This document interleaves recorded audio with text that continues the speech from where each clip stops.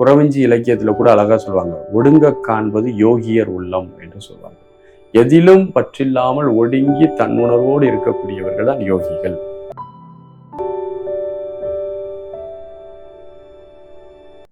அனைவருக்கும் அன்பான வணக்கங்கள். மனிதனுடைய கவனம் உடலோடு சார்ந்திருக்கும் போது அதை அன்னமய கோசவாசிகள் என்று அழைக்கிறோம்.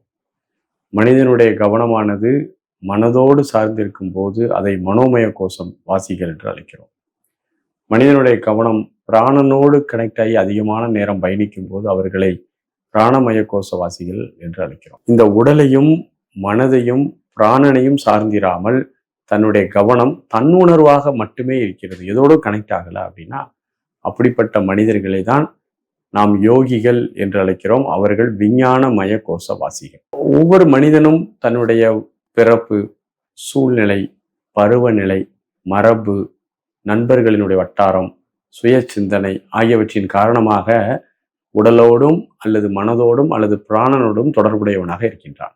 மனிதன் தன்னிடம் பதிந்திருக்கக்கூடிய பதிவுகளின் தொடர்பில்லாமல் அதை விட்டுவிட்டு சுய தன்மையை குறித்து யோசிக்கும் போது அவர்களுடைய நிலைப்பாடு பார்த்தீங்கன்னா, சுய உணர்வை பற்றி அவர்கள் யோசிக்க தொடங்கும் போது தான் யார் அப்படிங்கிற தன்னுணர்வு, இந்த உடலையும் மனதையும் பிராணனையும் தாண்டி நான் யார் என்ற ஒரு சிந்தனை ஒருவருக்கு வரும்போது அவர்கள் தான் விஞ்ஞானமய கோஷவாசிகள்.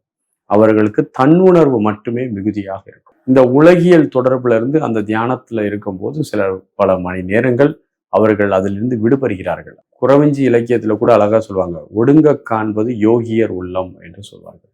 எதிலும் பற்றில்லாமல் ஒடுங்கி தன்னுணர்வோடு இருக்கக்கூடியவர்கள் தான் யோகிகள். இந்த யோகிகளினுடைய நிலைப்பாடு தன்னுணர்விலே அதிகமாக இருக்கிறதுனால இவர்களுடைய ஆறாவை நாம் குறித்து யோசிக்கிறோம். இவர்களுடைய ஆறாவானது வெண்மையும் இளம் சிகப்பும் கலந்த நிலையில இருக்கும்.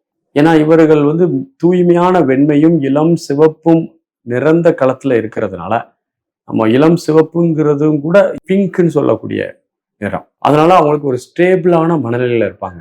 ஈஸியா உணர்ச்சி வசப்பட மாட்டாங்க. ஒரு சின்ன சின்ன சம்பவங்கள் நடந்தாலும் அதை உடனடியாக அக்செப்ட் பண்ணுவாங்க. அதனால வருத்தப்பட மாட்டாங்க. பெரிய எதிர்வாதங்கள்லாம் பண்ண மாட்டாங்க. அப்படியா, அவங்களுக்கு அதுல ஒரு பெரிய விளக்கம் கொடுத்துட்டு தண்ணியில விளக்கம் கொடுக்கறது, அப்படி இப்படின்னு பேசுறது அதுவுமே கிடையாது. அவர்களுடைய வேலையில சாட்டை பார்த்துட்டு ஒரு ஸ்டேபிளா இருக்கும், நிலையான நீட்டித்த நிலையான ஸ்திரமான மனநிலையில இருப்பாங்க. அவர்கள் ஒரு உயரிய சோல் என்று அழைக்கப்படுகிறார்கள். அவர்களுடைய நிலைப்பாடை சமாதி நிலை என்று நினைப்பார்கள். சமாதி என்றால் தன்னையும் மறவாது வேறு ஒன்றும் நினைக்காமல் இருக்கக்கூடிய ஒரு உயரிய ஸ்டேட். மனிதன் தன்னுடைய பிறந்தது முதல் ஏதேனும் ஒன்றை எண்ணமிட்டு கொண்டே இருக்கின்றான், யோசிச்சுட்டே இருக்கிறான். உறக்கத்திலும் கூட அவன் கனவுகளின் மூலமாக மனம் இயங்கிக் கொண்டிருக்கிறது. ஆனால் ஒரு யோகி சரியான பயிற்சிகளின் மூலமாக தன்னை தகவமைத்து இந்த புலன்களோடும் மனதோடும் சேராமல் அந்த தன்னுணர்வோடு இருக்கிறாரு. ஆனால் வேற எதுவுமே நினைக்கல, எந்த சத்தத்துக்கும் அவர் ஆட்படலை, அவருடைய மனம் ஒவ்வொன்றுக்கும் எதிர்விளைவுகள் கொடுக்கல. அவர்கள் மனமானது சதா அமைதியோடு அமைதியோடு இருக்கிறதுனால அவர்கள் அமைதியாக இருப்பார்கள். அவர்களுடைய நிலைப்பாடு ரொம்ப ஒரு உயர்ந்த நிலை. இந்த ஸ்டேட்டை நல்ல ஸ்டேட், ஸ்பிரிச்சுவல்ல ஒவ்வொரு மனிதனும் அட்டைன் பண்ண வேண்டிய ஸ்டேட். இந்த ஸ்டேட்டை அடைகிறதுக்கு ஒருத்தர் நாத்திகனா இருக்கணும் அல்லது ஆத்திகனா இருக்கணும், கடவுள் கொள்கை கடவுள் மறுப்பு அதெல்லாம் கிடையாது.